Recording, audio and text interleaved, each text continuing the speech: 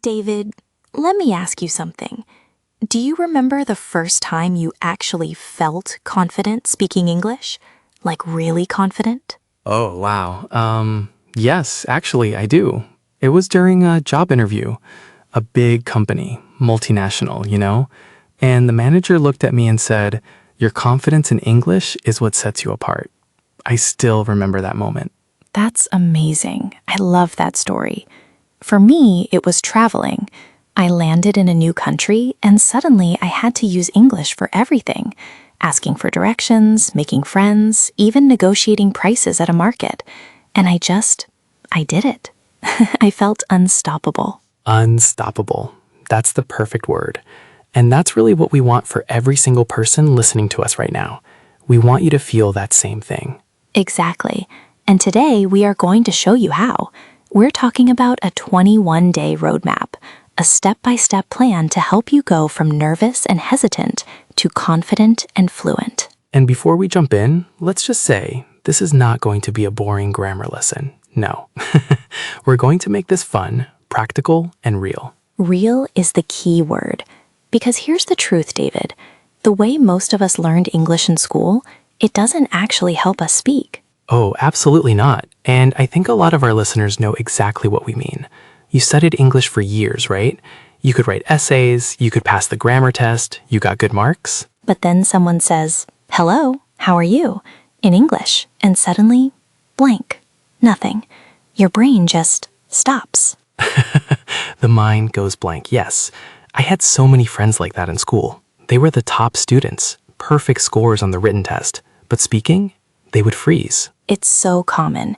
And the reason is, school teaches us to pass exams, not to communicate. The focus is always on textbooks, rules, rote learning. That means memorizing things without really understanding them. Right, rote learning. Let's actually explain that word because it's important. Rote, R-O-T-E, learning means you repeat something again and again until you remember it, but you don't really understand the meaning. Like memorizing a list of vocabulary words without knowing how to use them in a real sentence. Exactly. And that's why so many people feel stuck. But here's the good news. Speaking English is a skill, and any skill can be learned and practiced. You are not too old, you are not too slow, you are not bad at languages. You just need the right approach. And that's what this 21-day plan gives you, the right approach. We divided it into 3 weeks, and each week has a clear focus. Think of it like building a house. Oh, I like that. Week 1 is the foundation. Week 2 is the walls. Week 3 is the roof. And when you put it all together, you have something solid, something that lasts. And here's something really interesting. Research shows that it takes about 21 days to form a new habit, whether that's waking up early, going to the gym, or in our case, speaking a new language. Consistent, that means regular, daily practice, literally rewires your brain. Rewires your brain. That's a strong image, but it's true. Small steps every day create big changes over time. Okay, so let's talk about week 1. Jane, what's the focus? Week 1 is all about immersion and familiarity.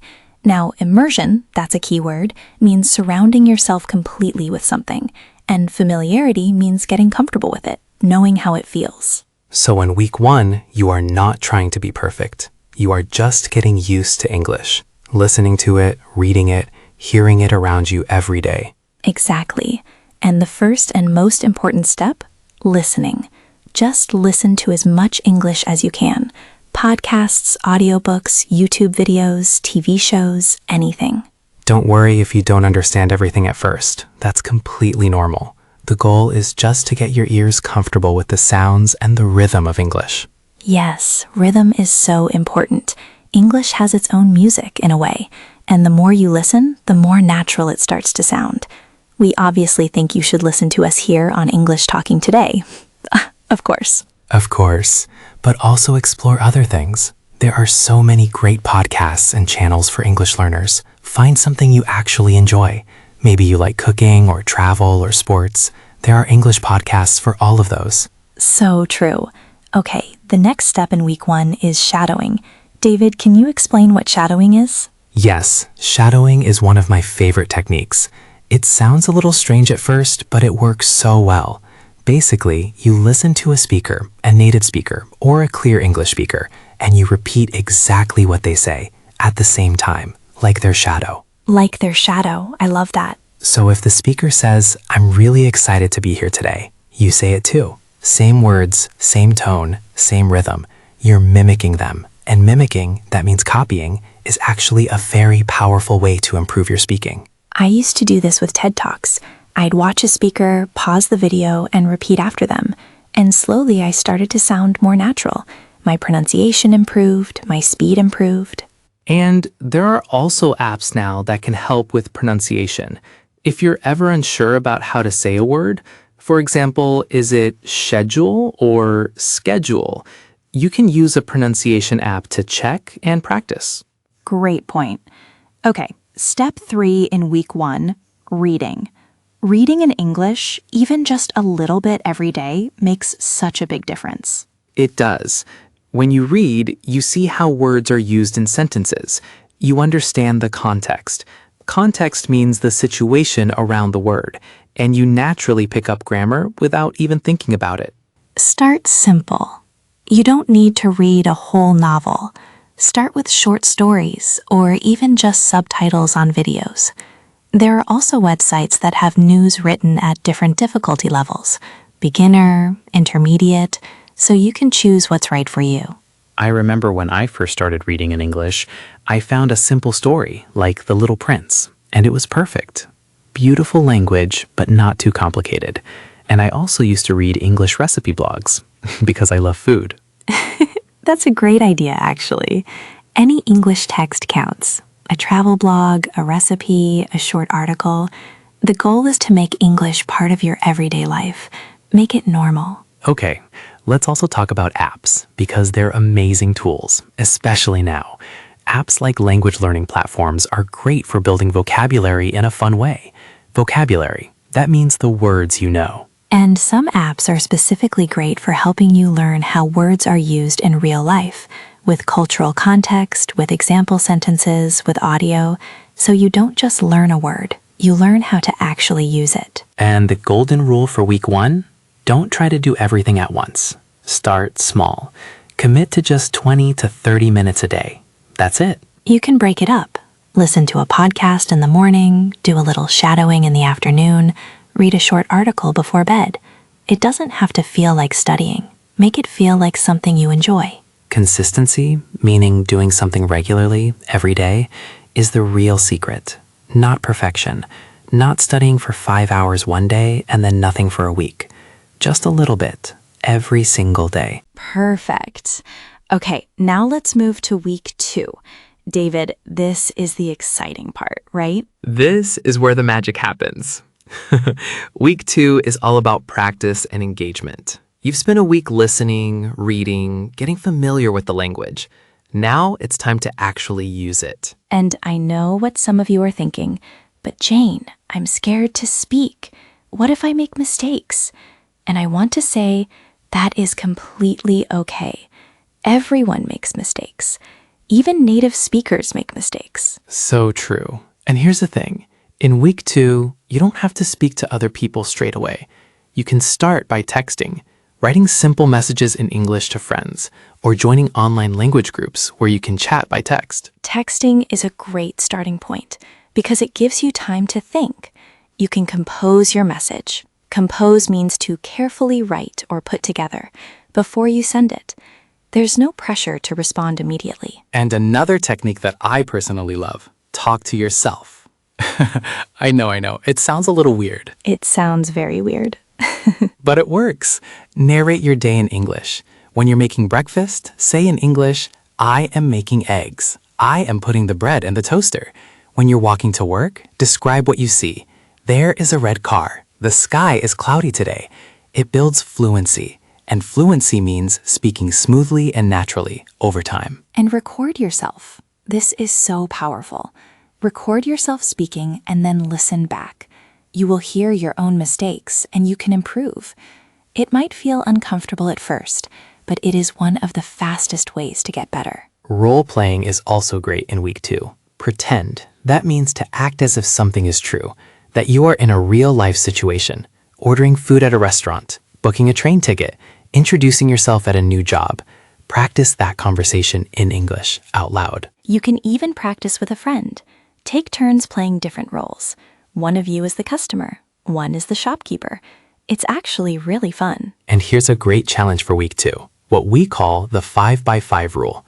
Try to start 5 English conversations a day. They can be short, they can be online, they can be in person, just 5. 5 conversations a day. At first, that sounds scary, but they don't have to be long or perfect. You could write a comment on an English YouTube video. You could say, "Good morning, how are you?" to a colleague in English. It all counts. And you'll be surprised how kind people are when you make an effort to communicate.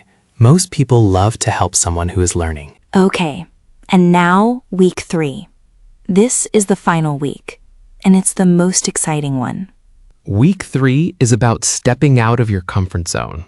Your comfort zone, that means the place where you feel safe and relaxed, but you don't grow. To improve, you need to go a little bit beyond that. In week 3, the focus is real-life speaking. Not practicing in your room, not texting. Actually going out and using English with real people in real situations. Look for events, meetups, or clubs where English is spoken.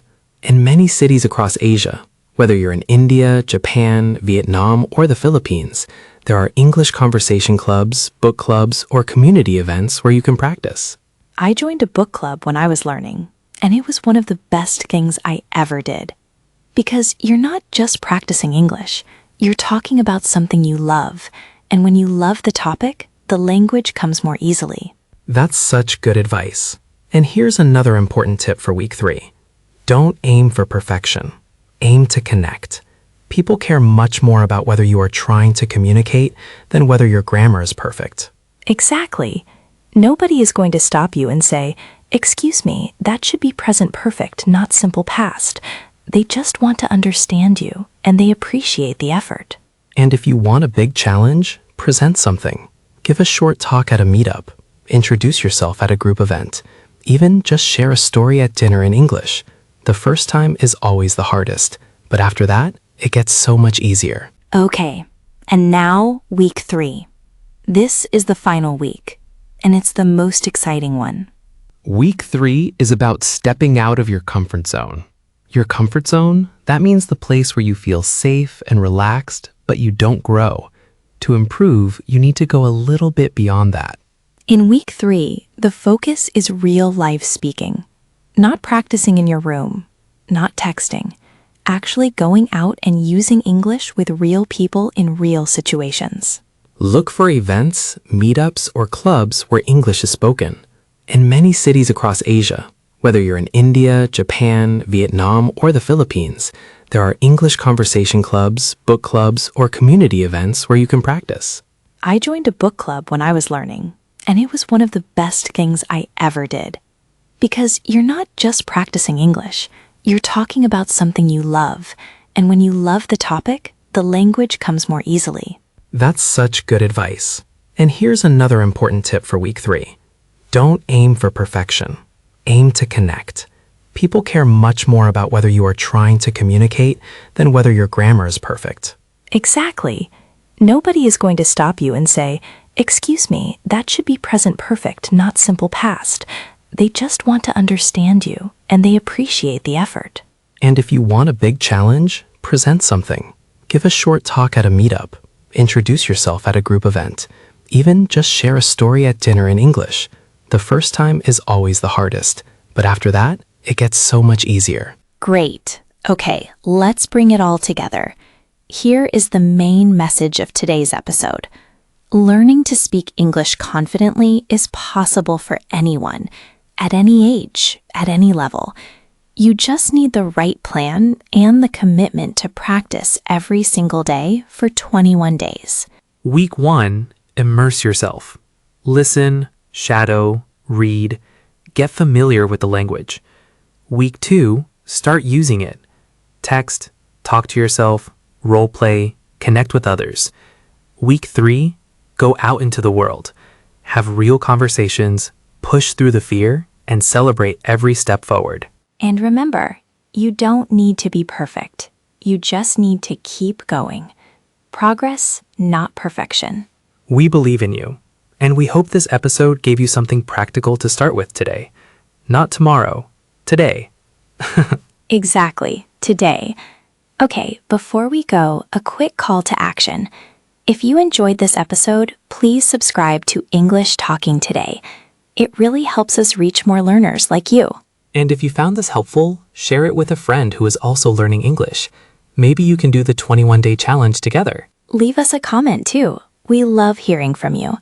Tell us where you are in your English learning journey. Are you a beginner? Are you somewhere in the middle? We want to know. And of course, like this video. It takes 1 second and it means a lot to us. We'll see you in the next episode. Until then, keep practicing, keep speaking, and keep believing in yourself. You've got this.